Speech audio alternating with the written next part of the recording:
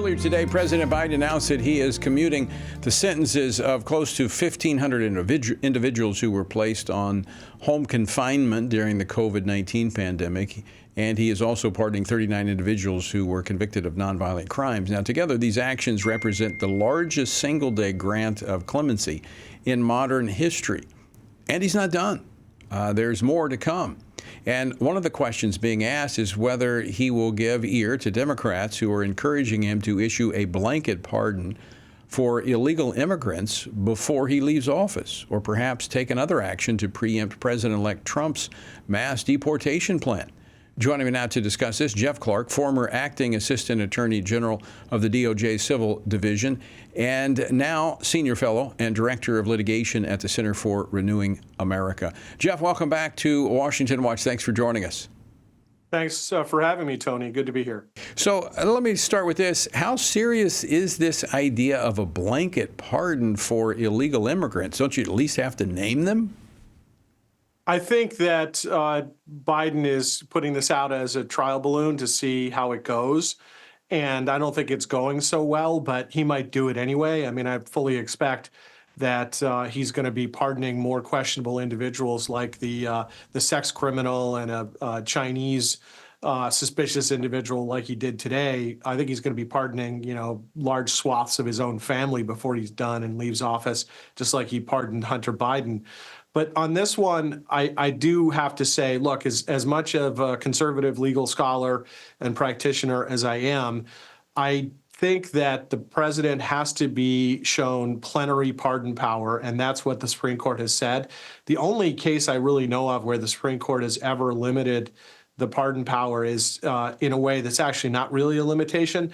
It's the idea that the president can't actually force someone to take a pardon, and that has consequences in terms of whether there are Fifth Amendment privileges that continue to attack. So if someone says, look, I don't want the pardon, I'm going to stay and I'm going to stay silent, right? You can't force me to testify. Maybe somebody does that because they don't want to implicate a relative or a friend or a business associate or something, then that can't be jammed down on them.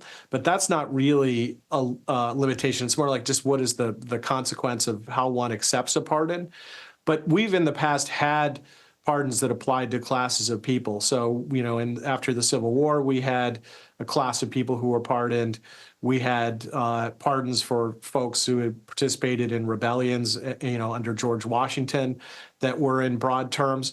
I do think that this one feels very different, and it feels very different because it really is just a finger in the eye of Congress and prior presidents who passed immigration laws. It's just saying, we don't care about that. We don't like these laws, and therefore we're going to just lift the consequences of them. It's very much like the DACA program for Dreamers, where Obama just created a program that Congress never authorized to let them stay here. But look, what I think we can do is we can vehemently criticize pardons like this. And if that pardon for illegal aliens takes place, there should be screaming to the high heavens against the Biden administration and the Democrats, Tony. So, Jeff, you made reference to the pardons that were issued after the Civil War that were given to former Confederate soldiers and others that laid down their arms, no longer combatants.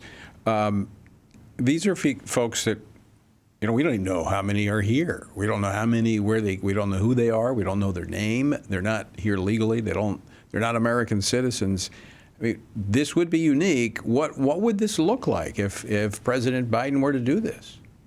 It would create an administrative mess, which is, I think, what you're getting at, Tony, right? You'd have to be someone who was here at the time of the pardon. It wouldn't have prospective effect or continuing effect. And so, if someone got apprehended and they said, hey, look, I got pardoned, you can't bring criminal charges against me under U.S. law, that person would have to show they were here illegally at the time Biden pardoned them, right? And maybe they can't show that. That, I don't think, would invade a presidential pardon power, but it would create a logistical nightmare for the immigration courts and then the federal courts that sit in judicial review of those administrative courts.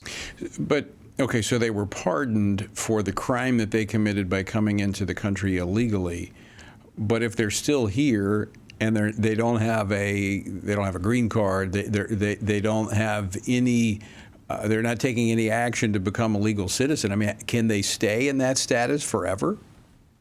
That's a very good point. I mean, certainly if you get a pardon for a crime, but it is a continuing crime, then, at the point you continue it after the time that you've gotten a pardon, you're engaged in new unlawful conduct. And that would be itself a very unique legal issue to see litigated.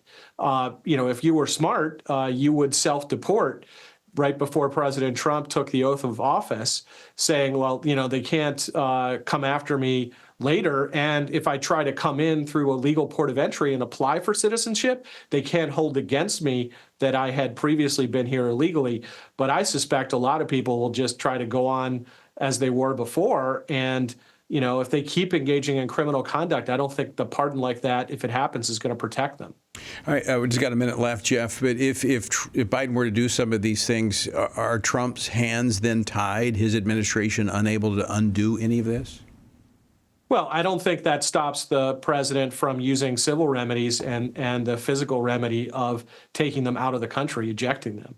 So that remedy Biden can't take off the table. It would just be the criminal consequences of their violations of federal immigration law. All right. Jeff Clark, thanks for joining us. Great to see you. Appreciate your insights on this. Thanks a lot, Tony.